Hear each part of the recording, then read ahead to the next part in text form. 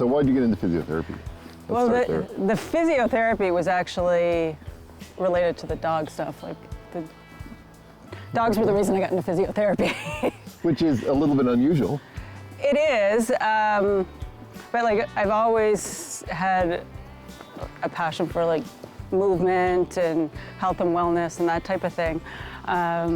So it was a fit that way, but the dogs were actual real reason that I got into it. As humans, we know exactly who to go see if we're having trouble with our hips or our knees. We go see a physiotherapist or a chiropractor or a massage therapist. Well, today on NSK9, we're finding out who you go see if you're a dog.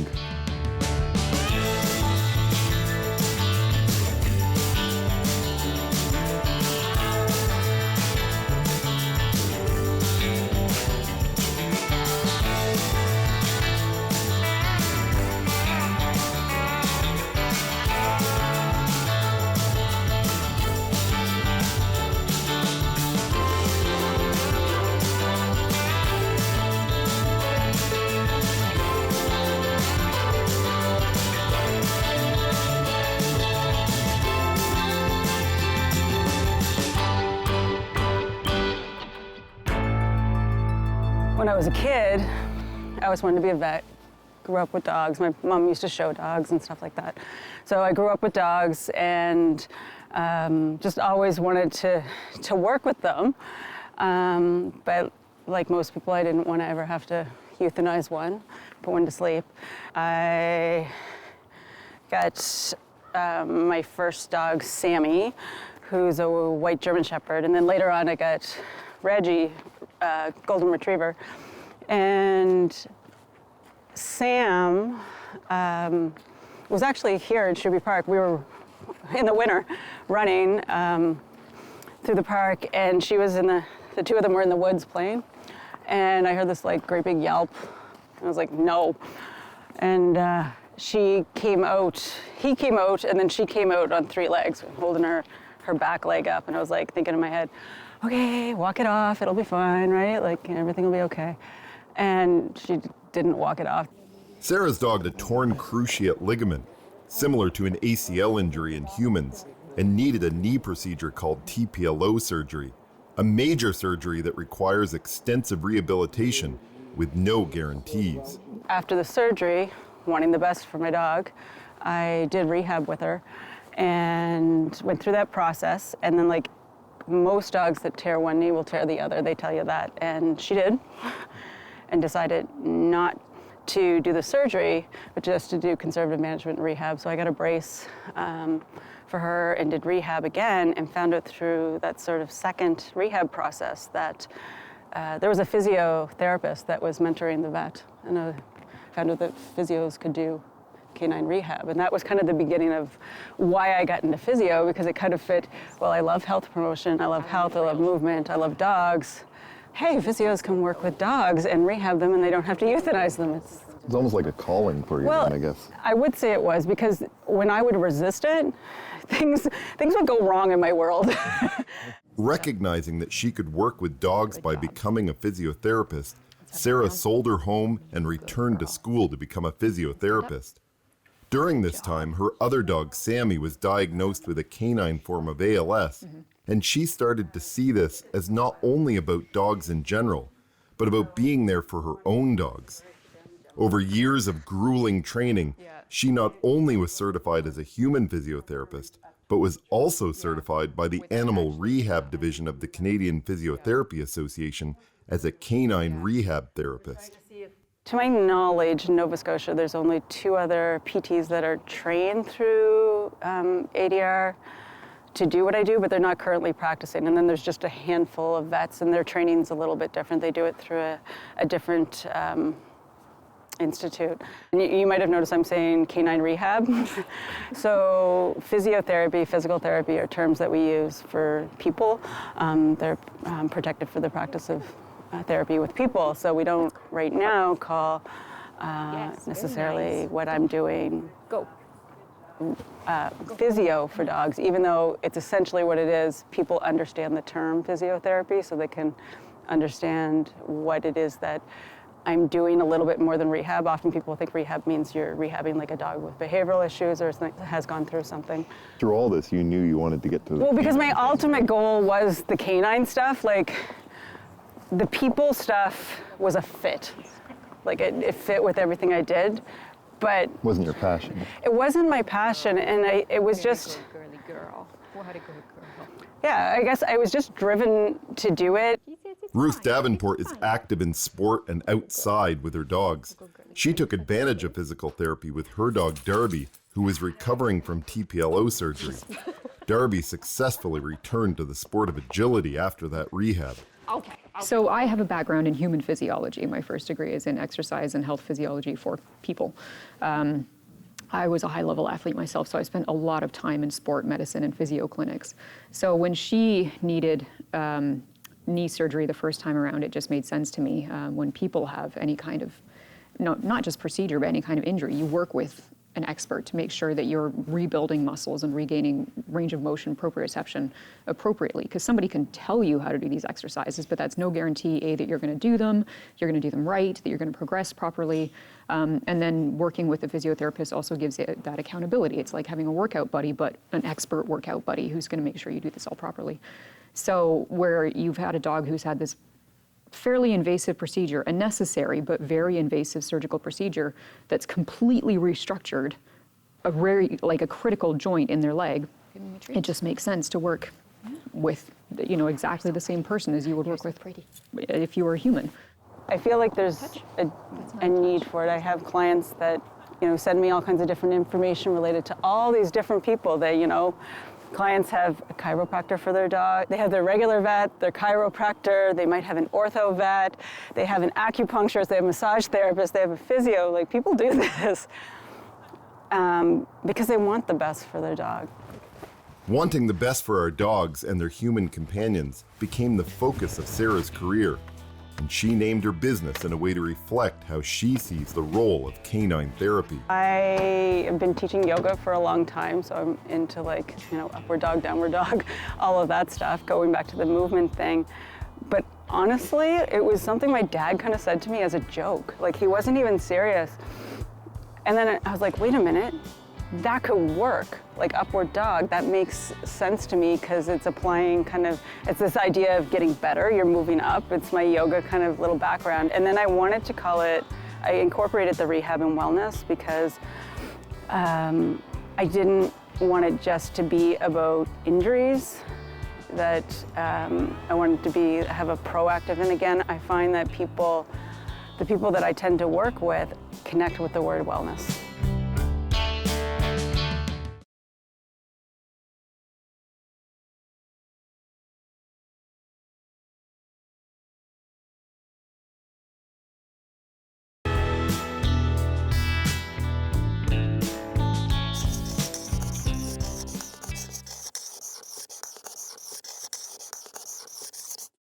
Well, arthritis is very common in older dogs, and the most important thing to understand is that they have pain and inflammation in their joints, and often it's not just one joint, it's usually multiple joints.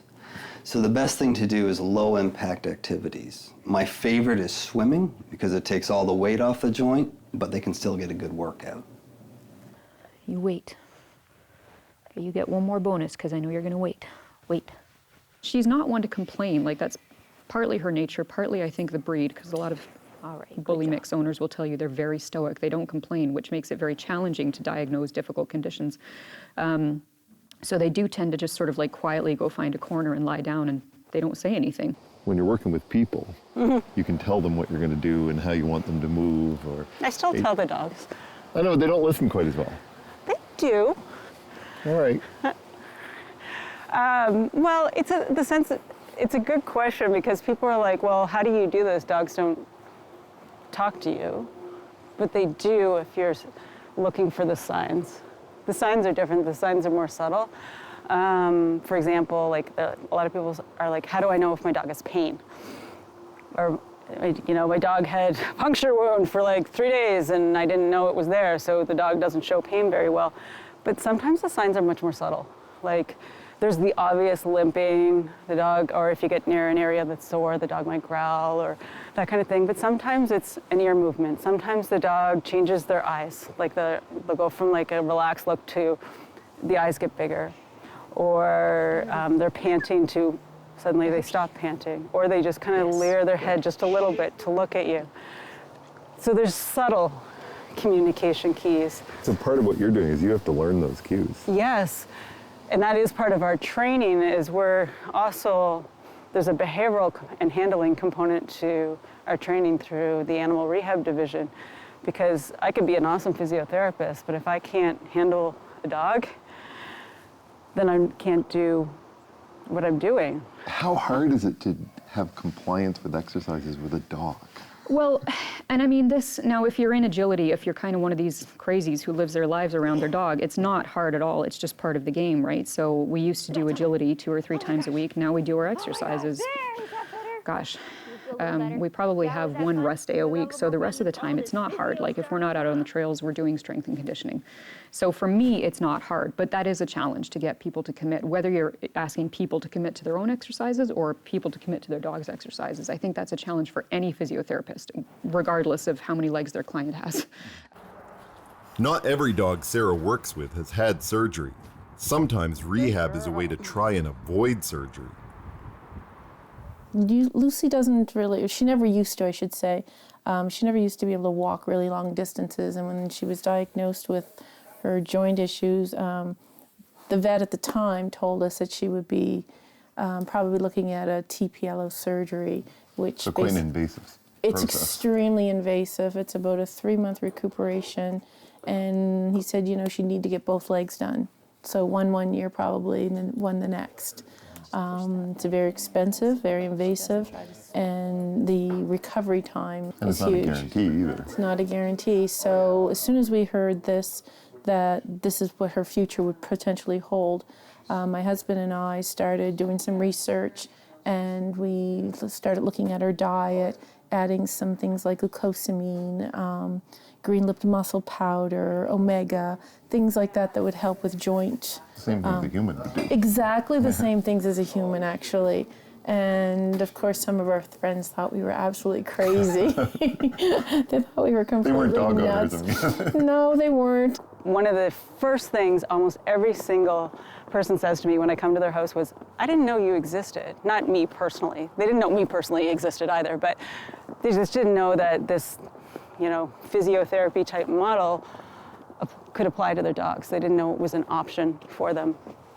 And, you know, I would like to help be part of changing that. The vet, when he basically said she'd need this surgery, again, not immediate, but he said what I would do is limit her walks to about 5 minutes, 5 to 10 minutes. That's and I was pretty like, short. geez, that's a really short walk. And here, like, my husband and I are very outdoorsy people. You know, we go camping, we hike, we bike, you know, and we want our dog to come do these That's things part of with having us. a big dog That's too, isn't part it? of having a big dog. If I wanted a purse dog, you know, and I got a purse dog, put her in the basket of a bicycle.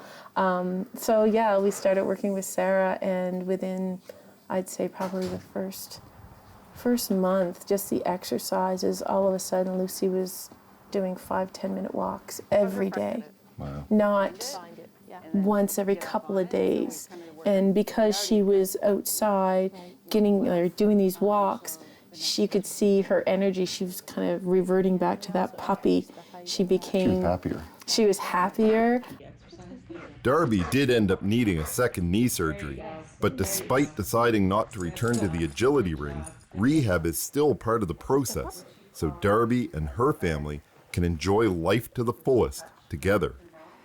Darby is not a sedentary dog, so it made sense, even though we're not going back into agility, just knowing that, you know, I'm out hiking with my dogs 3 or 4 times a week, and we're going out into deep woods on rugged trails.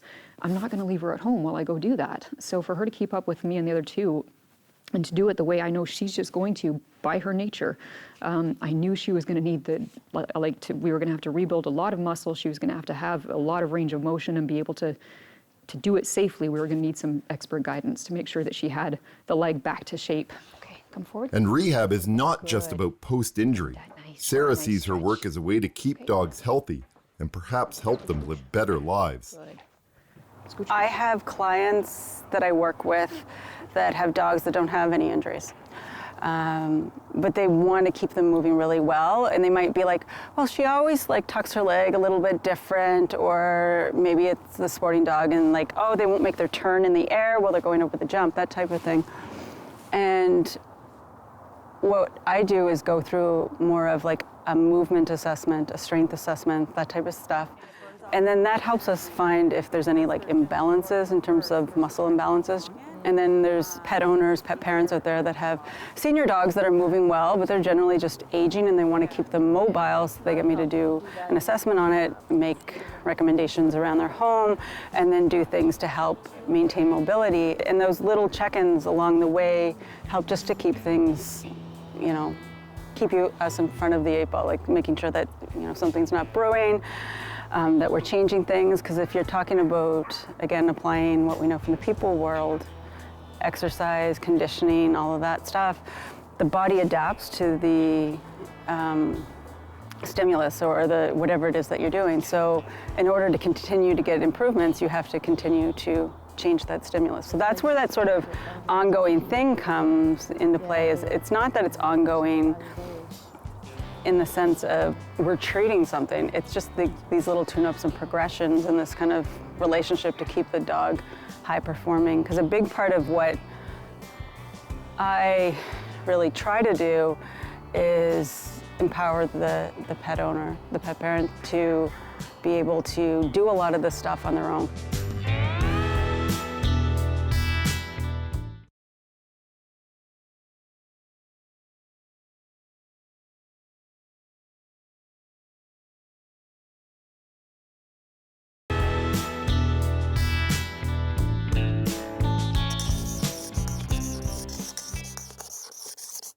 Overall, dogs do not like being hugged or having somebody around their face, and it's not a good idea to force this type of behavior.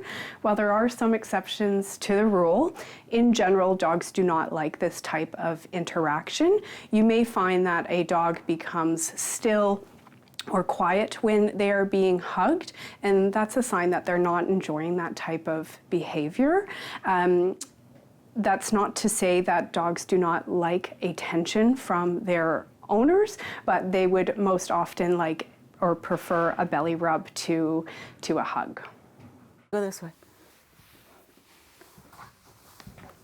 That's it. Dogs are very energetic beings, and being able to help people help their dogs is amazing.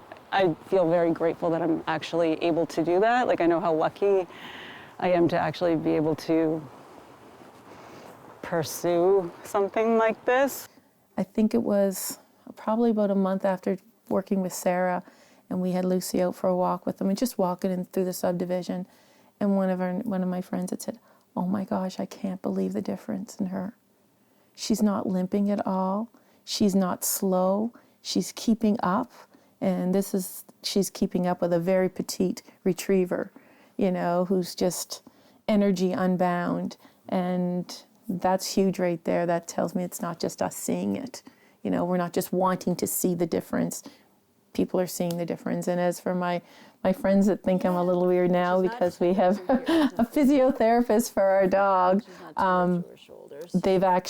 these are friends that have dogs now, mind you, that I work with, that are fully aware, and they think it's amazing that something so simple can do so much.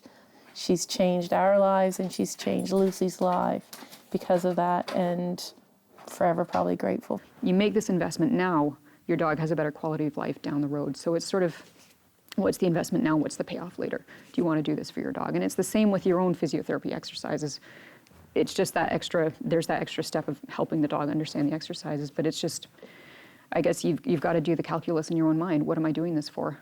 Is it worth it? Do I want to help my dog have a better quality of life? Like, if you've made the investment in the surgery, which is a sizable investment, no getting around that, are you then going to kick up a fuss over putting in like a fairly minor investment of time to make sure that then it's going to be worth it?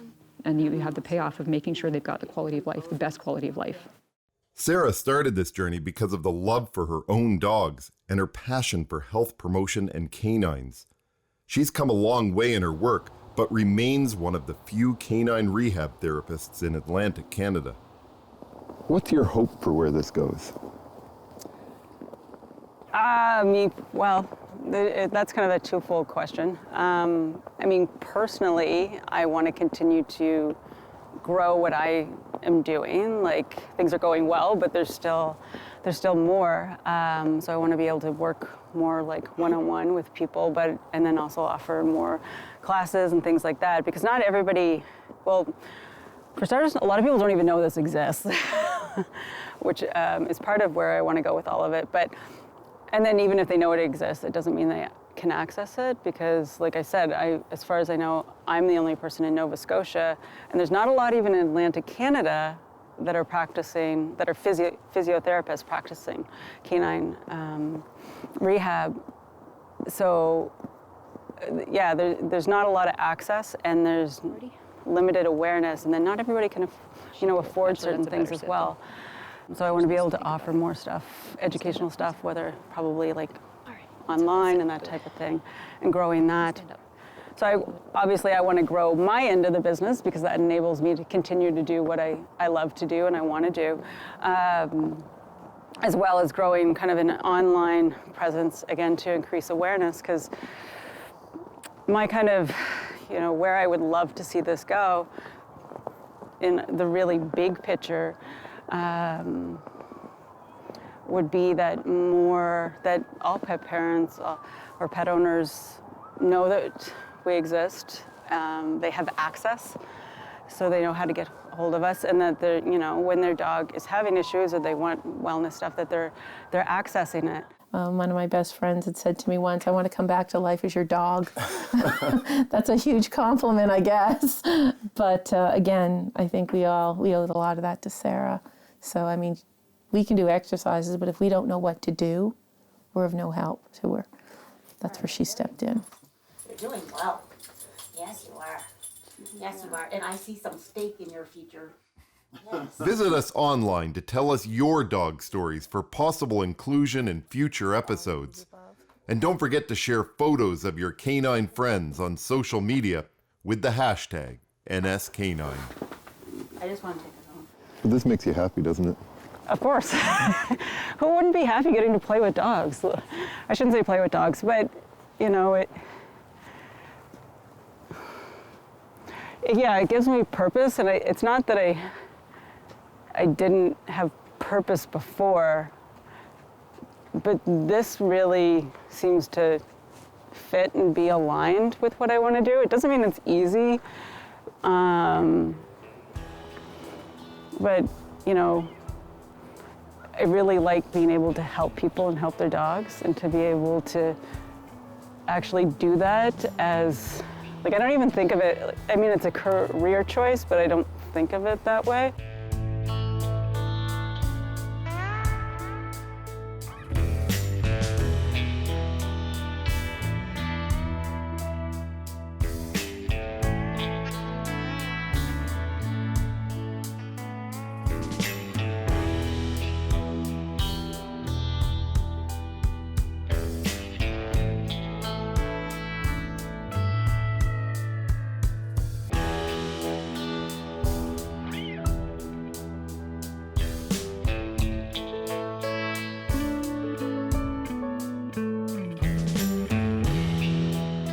Want to take your dog with you when you go shopping?